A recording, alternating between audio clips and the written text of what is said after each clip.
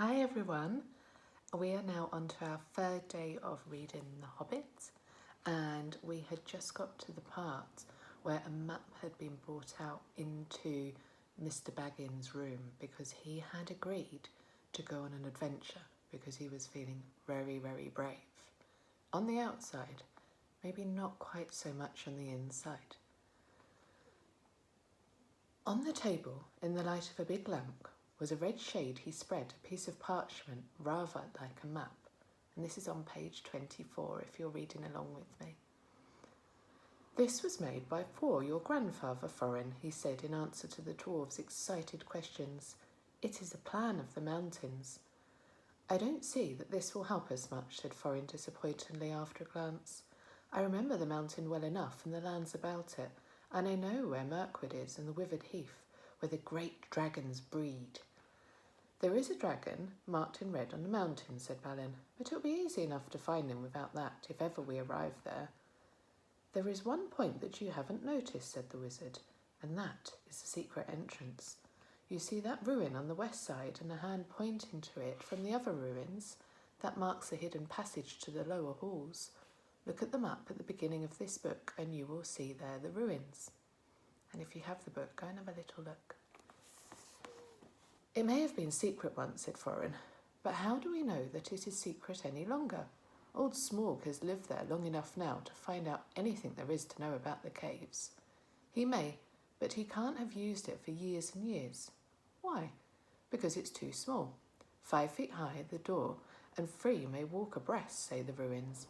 But Smaug could not creep into a hole that size, not even when he was a young dragon, certainly not after devouring so many of the dwarves and men of Dale. Seems a great big hole to me, squeaked Bilbo, who had no experience of dragons and only of hobbit holes. He was getting excited and interested again, so he forgot to keep his mouth shut.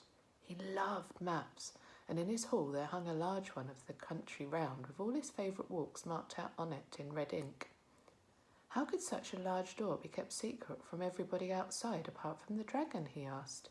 He was only a little hobbit, you must remember. In lots of ways, said Gandalf, and in what way this one has been hidden we don't know without going to see. From what it says on the map, I should guess there is a closed door which has been made to look exactly like the side of the mountain. That is the usual dwarf's method. I think that is right, isn't it? Quite right, said Thorin.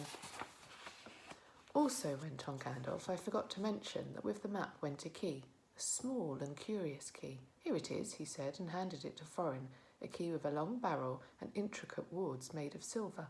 Keep it safe. Indeed I will, said Thorin, and he fastened it upon a fine chain that hung around his neck and under his jacket. Now things begin to look more hopeful. This news alters them much for the better. So far we've had no clear idea what to do. We thought of going east, as quiet and careful as we could, as far as the Long Lake. After that, the trouble would begin. A long time before that, if I know anything about the roads east, interrupted Gandalf. We go from there up along the river running, went on Thorin, taking no notice, and so to the ruins of Dell, the old town in the valley there under the shadow of the mountain. But we none of us like the idea of the front gate. The river runs right out of it through the great cliff at the south of the mountain, and out of it comes the dragon too, far too often, unless he's changed his habits. That would be no good, said the wizards, not without a mighty warrior, even a hero. I tried to find one, but warriors are busy fighting one another in distant lands, and in this neighbourhood heroes are scarce, or simply not to be found. Swords in these parts are mostly blunt, and axes are used for trees, and shields as cradles or dish covers, and dragons are comfortably far off, and therefore legendary. That is why I settled on burglary, especially when I remembered the existence of a side door. And here is our little Bilbo Baggins, the burglar, the chosen and selected burglar. So now let's get on and make some plans. Very well then, said Thorin, supposing the burglar expert gives us some ideas or suggestions. He turned with mock politeness to Bilbo. First I should like to know a bit more about things, he said, feeling all confused and a bit shaky inside, but so far still tookishly determined to go on with things. I mean about the gold and the dragon, and all that, and how it got there, and who it belongs to, and so on and further. Bless me, said Thorin, haven't you got a map? And didn't you hear our song? And haven't we been talking about this for hours? All the same, I should like it all plain and clear, he said, putting on his business manner, usually reserved for people who tried to borrow money off him, and doing his best to appear wise and prudent and professional and live up to Gandalf's recommendation. Also, I should like to know about risks, out-of-pocket expenses, time required and remuneration and so forth, by which he meant, how am I going to get out of it, and am I going to come back alive? Oh, very well, said Thorin. Long ago, in my grandfather Thor's time, our family was driven out of the far north, and came back with all their wealth and their tools to this mountain on the map. It has been discovered by my fair ancestor, Thorin the Old, but now they mined and they tunnelled and they made huger halls and greater workshops, and in addition I believe they found a good deal of gold and a great many jewels too. Anyway, they grew immensely rich and famous, and my grandfather was king under the mountain again, and treated with great reverence by the mortal men who lived to the south, and were gradually spreading up, by the river running as far as the valley overshadowed by the mountain. They built the merry town of Dal there in those days. Kings used to send for our smiths and reward even the least skilful most richly. Fathers would beg us to take their sons as apprentices and pay us handsomely, even in food supplies, which we never bothered to grow or find for ourselves. Although those were good days for us, and the poorest of us had money to spend and to lend, and leisure to make beautiful things just for the fun of it, not to speak of the most marvellous and magical toys, the like of which is now not to be found in the world nowadays. So my grandfather's halls became full of armour and jewels and carvings and cups, and the toy market of Dell was the wonder of the north. Undoubtedly, that was what brought the dragon. Dragons steal gold and jewels, from men and elves and dwarves, wherever they can find them, and they guard their plunder as long as they live, which is practically forever unless they're killed, and never enjoy a brass ring of it. Indeed, they hardly know a good bit of work from a bad, though they usually have a good notion of the current market value, and they can't make a thing for themselves. And they can't even mend a little loose scale of their armour. There was lots of dragons in the north in those days, and gold was probably getting scarce up there with the dwarfs flying south or getting killed, and all the general waste and destruction that dragons make going from bad to worse. There was a most specially greedy, strong and wicked worm called Smaug. One day he flew up into the air and came south. The first we heard of it was a noise like a hurricane coming from the north, and the pine trees of the mountain creaking and cracking in the wind. Some of the dwarfs who happened to be outside, I was luckily one, a fine adventurous lad in those days, always wandering about, and it saved my life that day. Well, from a good way off we saw the dragon settle on our mountain in a spout of flame.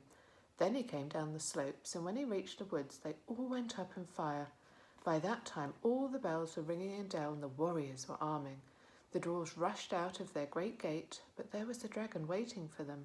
None escaped that way.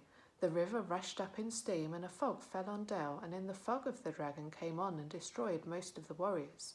The usual unhappy story. It was only too common in those days. Then he went back and crept in through the front gate and rooted out all the halls and lanes and tunnels, alleys, cellars, mansions and passages. After there were no dwarves left alive inside, and he took all their wealth for himself. Probably, for that is the dragon's way. He has piled it all up in a great heap far inside and sleeps on it for a bed.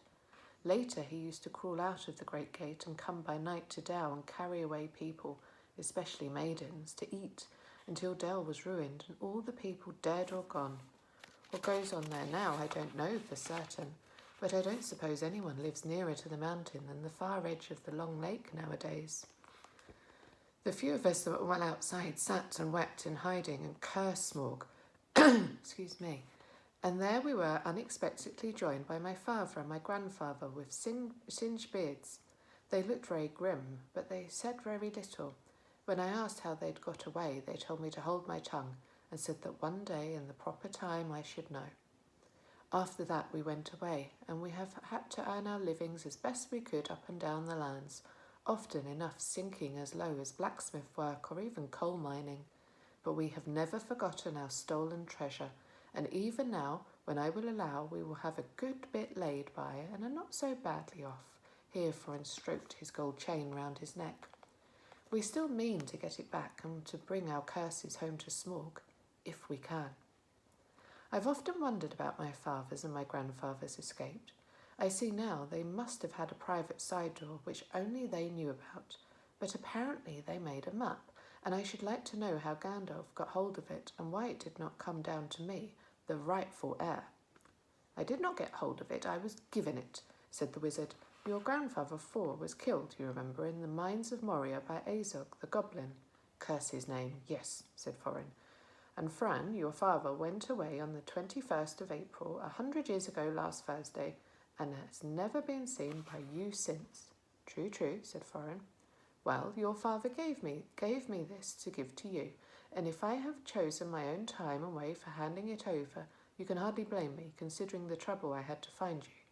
Your father could not remember his own name when he gave me the paper, and he never told me yours, so on the whole I think I ought to be praised and thanked. Here it is, he said, handing the map to Thorin. I don't understand, said Thorin, and Bilbo felt he would have liked to say the same. The explanation did not seem to explain. Your grandfather, said the wizard slowly and grimly, gave the map to his son for safety before he went to the mines of Moria. Your father went away to try his luck with the map after your grandfather was killed, and lots of adventures of a most unpleasant sort he had, but he never got near the mountain. How he got there I don't know, but I found him a prisoner in the dungeons. Wherever were you doing there? Asked Thorin with a shudder, and all the dwarfs shivered. Never you mind. I was finding things out as usual, and a nasty dangerous business it was. Even I, Gandalf, only just escaped. I tried to save your father, but it was too late. He was witless and wandering, and had forgotten about almost everything except the map and the key. We had long ago paid the goblins of Moria, said Thorin. We must give a fort to the necromancer. Don't be absurd. He is an enemy far beyond the powers of all the dwarfs put together, if they could all be collected again from the four corners of the world. The only thing your father wished was for his son to read the map and use the key. The dragon and the mountain are more than big enough tasks for you. Hear, hear, said Bilbo, and accidentally said it aloud. Hear what? They all said, turning suddenly towards him, and he was so flustered that he answered, Hear what I've got to say? What's that? They asked. Well, I should say that we ought to go east and have a look around. After all, there is the side door, and dragons must sleep sometimes, I suppose. If you sit on the doorstep long enough, I dare say you will think of something. And well, don't you know, I think we have talked long enough for one night, if you see what I mean. What about bed and an early start and all that? And I will give you a good breakfast before you go. Before we go, I suppose you mean, said Thorin. Aren't you the burglar? And isn't sitting on the doorstep your job, not to speak of getting inside the door?